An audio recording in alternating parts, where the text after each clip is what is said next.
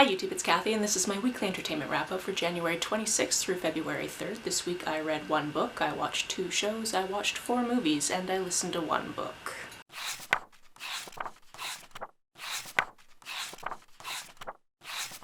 If you watch my January wrap-up, you know that you are placed in a very precarious way right now. In fact, roll some footage of me getting in front of this camera and trying not to knock it over because it's just on a really tall tripod on a bed, which is not stable. So if the camera angle changes, it's because you've fallen over. Also, more excitingly, this is not my normal setup because we are in Paris. If you want to hear more about that, watch my last video. The book I read this week is I Only Read Murder. This is a book by Will Ferguson and Ian Ferguson, and I actually know one of the Fergusons. I know Ian because he directs something called Sin City, which is a serial improv show where it's different every single season as to what the setting is and what the characters and the cast are, but it's improv, so from week to week to week he basically just directs these characters to go into different scenes and we see what happens in the scene. It's very, very neat, and I used to do front of house for him, so I know that he has a very extensive theater background, which makes the fact that he and his brother wrote this book together really, really fun to me because this one is set in a very small town theater. I Only Read Murder is about this actress named Miranda Abbott. About 15 years ago, she was in this show called Pastor Fran Investigates, where she was basically a crime-fighting pastor, and it was this big thing. It kind of dropped off halfway through a season. It was just kind of cut from the network, and she's been trying since then to get back into Hollywood, to get another big break of sorts. However, that has not been going very well, so when she gets a postcard telling her it's time to go back to this very small seaside town, she jumps at the opportunity to do so. When she gets there, she gets introduced to this cast of characters from this small town who put on the same play every single year, and she decides that she wants to audition for the lead role. There's definitely one person in this town from her past, which was kind of a shock, honestly, to figure out how they were intertwined. And then also there are people in this town that know her from her previous work, and other people that have no idea who she is. And then, on dress rehearsal, one of the cast dies on stage, and then she's got to try to figure out how, why, what, why did this happen? This was super fun and played a lot with murder mystery tropes as well as theater tropes. There's also a character in this that actually owns a bookstore. It's like a community-based hub in the town, and the bookstore itself is called I Only Read Murder because it is primarily a mystery bookstore. And I just love that this really delved into the different types of mystery and thriller novels, psychological, domestic, international, and how those aren't opposing things, cozies, all of that type of stuff. And then of course we also get theater. So I feel like they wrote this book with me in mind because it has to do with theater, it has to do with bookstores, it has to do with tropes and all these fun things coming together, and I just absolutely adored it. I should also mention that I found this copy in a little free library when I was still in Canada and purposely brought it with me so it could be the first book that I read abroad. And now, depending on whether or not we go buy it later today, I'm planning to donate the copy to this used bookstore in town that is actually a Canadian-run bookstore in Paris. So if we happen to go by, I will donate it. If not, I will find a good place for it to be left so I don't have to carry it around the entire rest of this trip. On the plane on the way to France, I had downloaded and I watched all of the 6 episodes of the most recent season of Queer Eye. I really love this show because I really love seeing good, nice, kind people just be treated really, really well and have something special given to them. Be it this new friendship group, sometimes be it a whole new house to walk into, be it a whole new wardrobe, be it just a boost in their own self-confidence. I just really enjoy it. This season was wonderful. I am very sad that it's the last season in which Bobby Burke will be involved, but I completely understand that they got to the end of their contracts and he went, I have other things going on, I'm not going to renew, and everybody else did, and that's perfectly fine. Whoever takes on his roles will obviously have huge shoes to fill.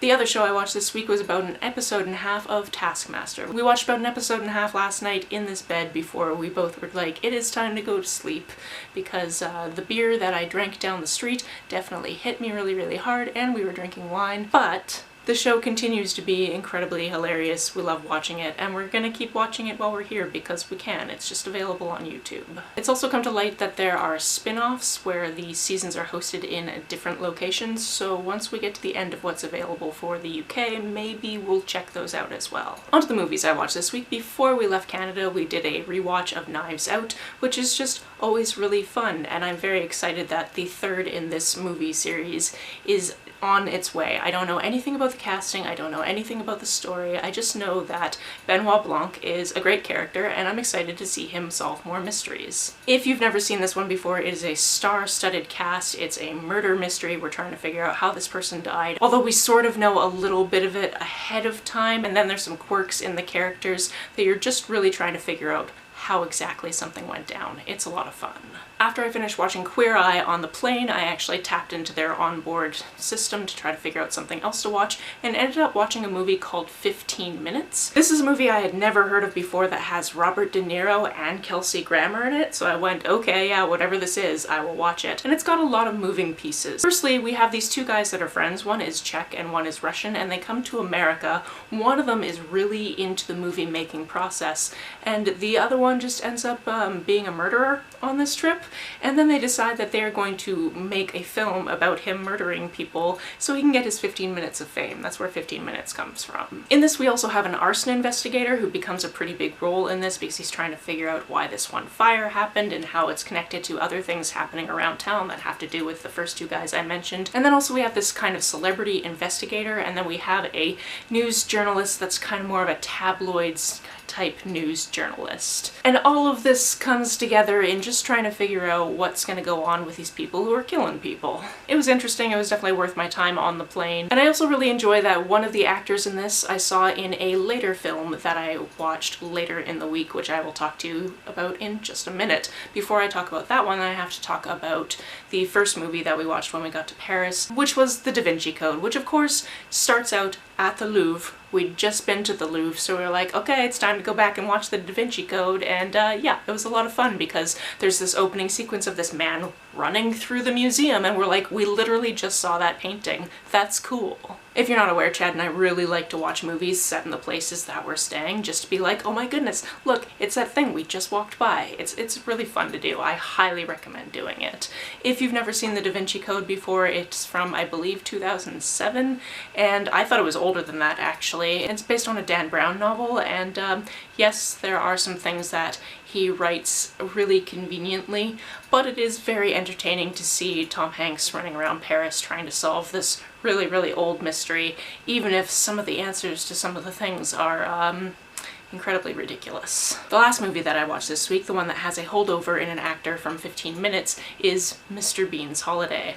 Again, we watched this one because a very small part of it takes place in Paris. Basically, he lives in London, he wins this trip, and that trip takes him through Paris and then down to the south coast for a beach trip. However, it's a Mr. Bean movie, so things go ridiculously awry. He's trying to make his connection in Paris, and he's trying to get somebody else to videotape him actually getting on the train, and in the process of that, that man ends up not actually getting on the train because the doors close, and his son is actually on the train by himself, which is obviously a big problem. This is the holdover in actors. This is, I believe his name is Carol Rowan. He's in a lot of things, but I was just watching this movie, this Mr. Bean movie, and going, I'm pretty sure I just saw this guy kill a bunch of people in a different movie earlier this week, and I was correct. This movie was ridiculous, and I very much enjoyed it. The audiobook I listened to this week is Everyone in My Family Has Killed Someone. Now, honestly, this is not the best book to listen to when you are jet-lagged and occasionally maybe have fallen asleep for a few minutes here or there, because there's a lot of moving pieces. Essentially, we have these characters who are all a part of the same family going to this one place together, and the reason they're having this family reunion isn't exactly revealed to you until a few chapters in, but essentially they haven't seen one of these people for a little while, and they're really excited that he is going to be there. However, one of the details that the narrator of this book is very upfront about is the fact that everyone in this family has killed someone, and that's not hyperbole, so we end up just trying to figure out what the circumstances of all of those kills were. We also end up having to try to figure out who is going to die in the process of this reunion, and ultimately, why. Now, like I just previously mentioned, I did listen to this while jet-lagged, and also may have fallen asleep here and there just because I was listening to it in bed while I was trying to stay awake so I could get over jet lag, and I feel like I've probably missed out a few details, but I don't think I fell asleep for very long passages. However, there were points where I was like, I might have been asleep for the past 2 minutes. so I kind of rolled back and I think I covered all of my gaps. I'm not entirely certain. I also had to listen to this fairly quickly because it was due back to the library pretty soon, so this wasn't the ideal way to listen to this. This is definitely one of those books you want to take a little bit more time with than I was able to. However, I did enjoy it even though I rushed the experience. The narrator of this book also has a very conversational tone, so if that's something you really enjoy, I would suggest trying it out. Give it a go. That's it for this week. If you've read, watched, or listened to any of these, let me know about it down in the comments below. On the way down to the comments, if you hit that subscribe button, that would be very nice of you. If you don't feel like leaving a comment but want me to know that you were here, just leave me an emoji or a smiley face if you happen to be on your keyboard. Some people have asked if there's a way to financially support this channel, so I set up a Ko-fi account, which is a digital tipping service. The link for that, as always, is down below. You can like and share this as you see fit, and I will see you very soon. Bye!